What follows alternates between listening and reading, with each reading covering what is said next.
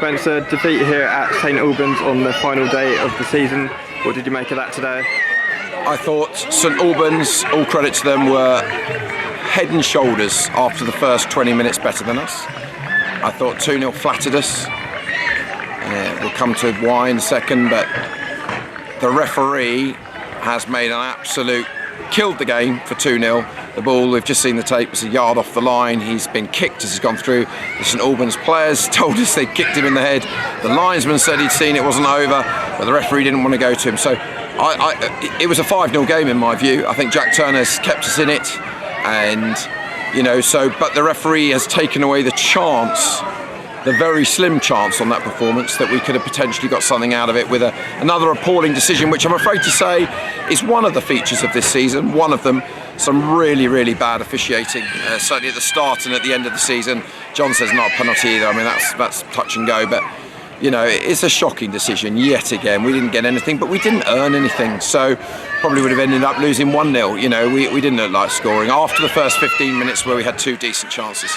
And had an end of season kind of feel to it. St Albans, they secured their playoff place as well. Pleased for them. No, look, what we've just spoken to the players for about 10 minutes, and there has to be a balancing act. I thought the first quarter of the season we were unlucky. I thought we played some good stuff. We were on the wrong side of some poor decisions.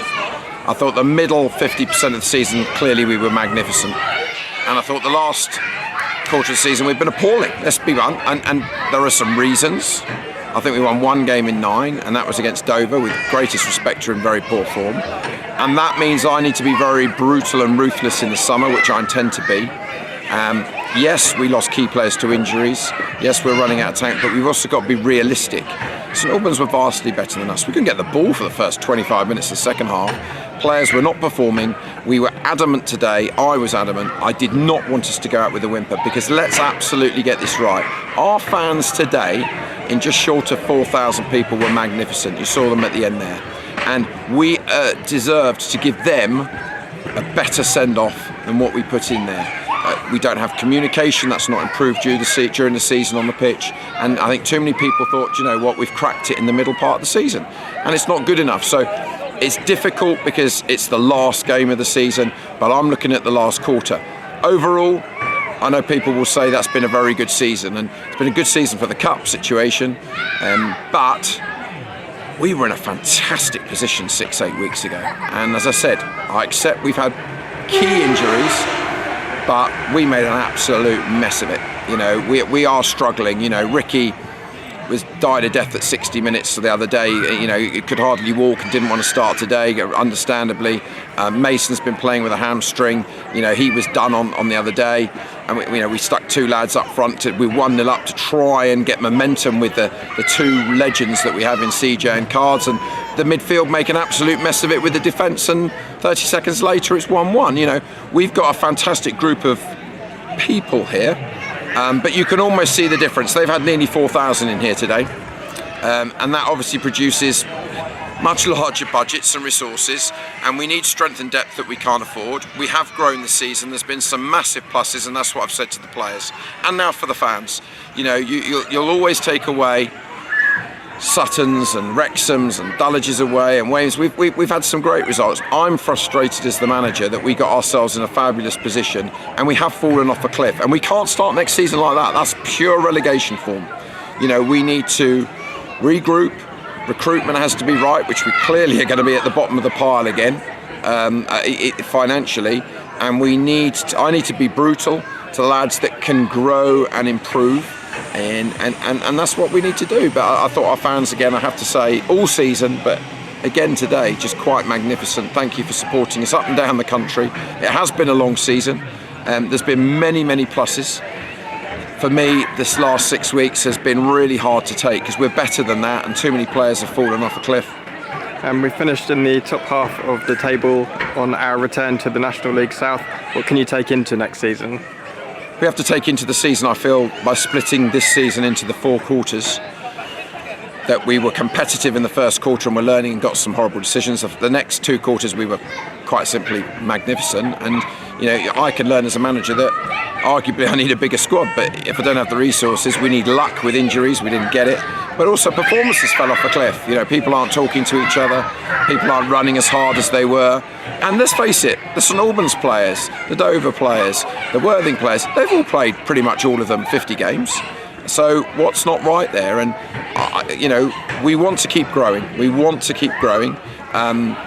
Yes, you can look back with so many pluses, and that's what football's about. I think we put a lot of smiles on people's faces. I'm just massively frustrated because I would never have taken that at the start of the season.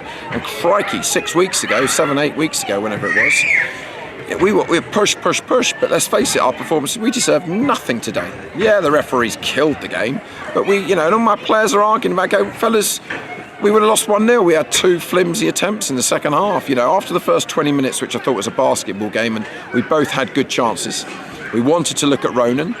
You know, I know we've had a ton of injuries, but winners dig deep, and I thought you saw a huge gap today between St Albans and us. I know they had something to play for, and again, we can use that as an excuse, but no, let's not use it as an excuse. We want to push on, and we'll work really hard all over the summer to do that. Yeah, and obviously you've got a busy summer ahead. Are you hoping to keep most of the squad together? No, absolutely not. No. We need to improve. This you've just seen the last quarter. You know, there's too much praise. You have to judge. It doesn't matter what you did in December, does it? We're about to enter May. You know, we've spoken to a lot. We have signed a lot. I'm not going to announce who they are. We have signed a lot because they've earned deals. But I've also told them they need to prepare properly over the summer. They can learn and build on this experience because we want more, because we know we can do more. Clearly, the other end of the pitch, the attacking end of the pitch, we need to sort out. You know, we need to be better. But everybody wants strikers, and there's clubs. Nearly every club in the division can pay a lot more. I mean, next year you're looking at what? Torquay, you're looking at Yeovil, you're looking at Maidstone, you're looking at Western. Massive budget sides coming into the division. So, you know, and you've seen today a huge club in Dulwich get relegated. So we can't rest on what we did 3, 4, 5 months ago.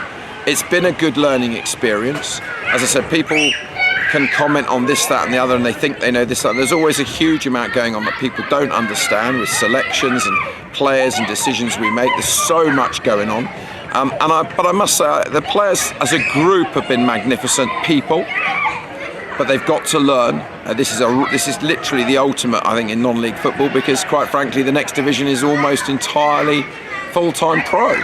So it's tough. It's been horrible this last 6, 7 weeks, and you know, clearly we show that key players, if they're injured, we don't have players to step into that. But the work's already ongoing. It's been going on for actually nearly 2 months, trying to re-sign players. Obviously, there's the usual players who think that they can do better, and you know, if they do, we don't try and commit players to sign to the club. We give them the facts.